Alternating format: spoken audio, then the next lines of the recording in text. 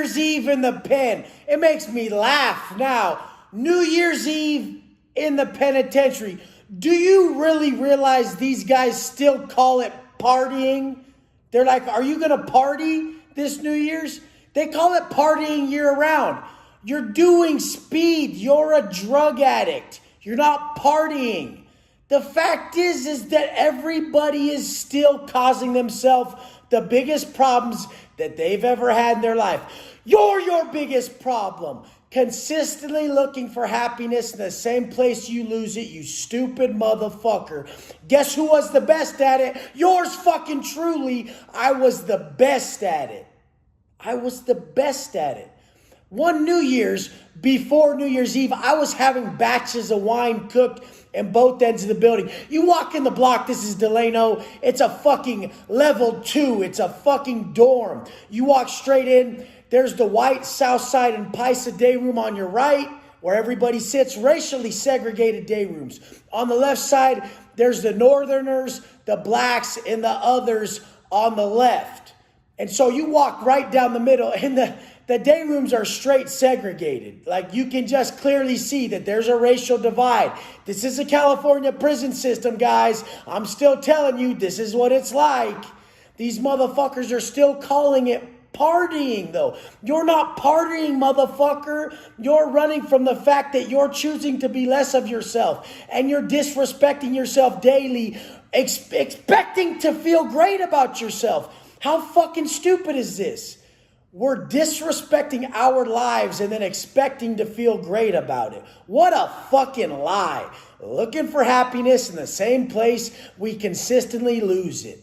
I was the fucking worst. So I'm having Mongo from Maravilla cook a batch of wine in this corner. He's got apple juices, and sour balls as the fucking sugar for it. And he's kicking off a batch of wine over here. And then I got Pirate from IE kicking off a batch of wine that's oranges, fruits, and maple syrup as the sugar over here. That one tasted like whiskey. Thought I was like a Pruno Pisto connoisseur in the pen. Ooh, this one's good. Let's try this one. Fucking stupid. Just disrespecting myself to the fucking millionth degree.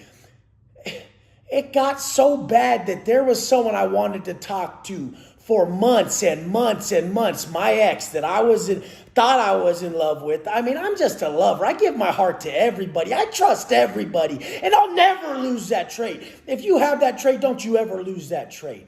And I'm sitting here hoping to talk to this person.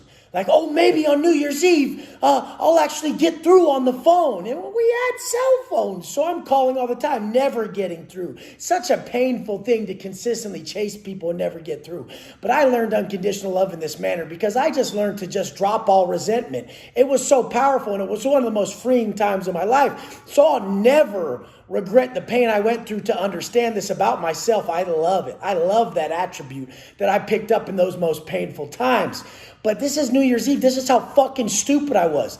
It's New Year's Eve, and I talked to this person I've been wanting to talk to forever. It's like 10 o'clock. And then I just start doing speed and drinking.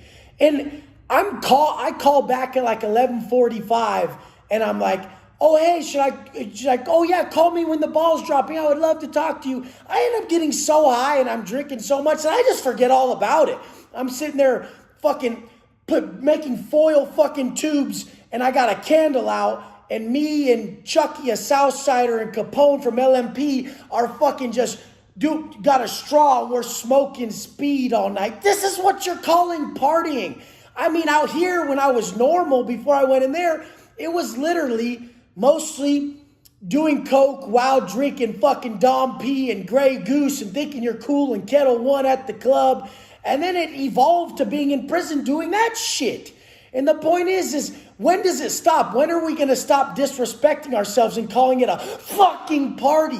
You want to know what a party is? When you get to get a penthouse condo and fucking furnish your little baby boy's bedroom, and you feel so great, and you buy him these toys for Christmas.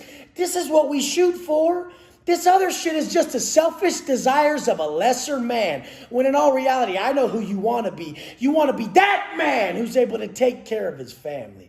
who's able to not be a fucking irresponsible, drunk, lush-ass, broad-ass bitch chasing the next high, calling it a party when really it's just escapism from the life he's created that he's not fucking proud of, and everybody knows it. So what we did at that point to finally get through this is we had to hit rock bottom. I hit straight rock bottom, and I hope you guys don't need to know what this rock bottom that I hit feels like.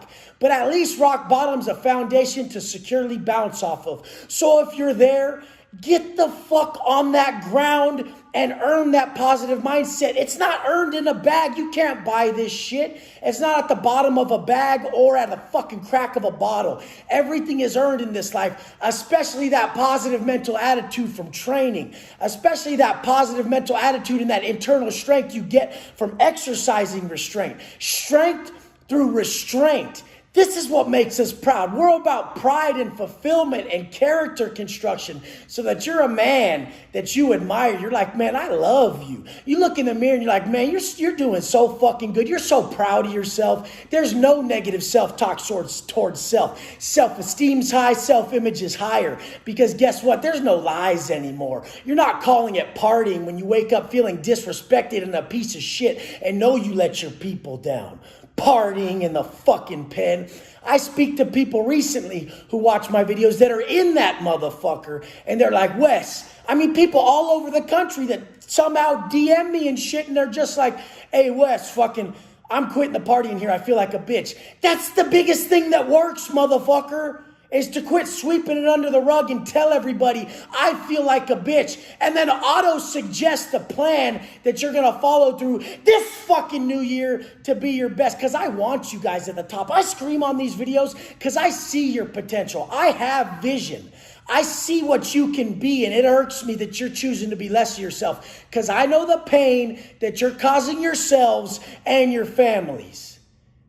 It's so much about what you shouldn't be doing, more about what you should. If you just minus all the shit that you shouldn't fucking be doing, it opens up your whole day to do what you should. And then all of a sudden you just have forward momentum.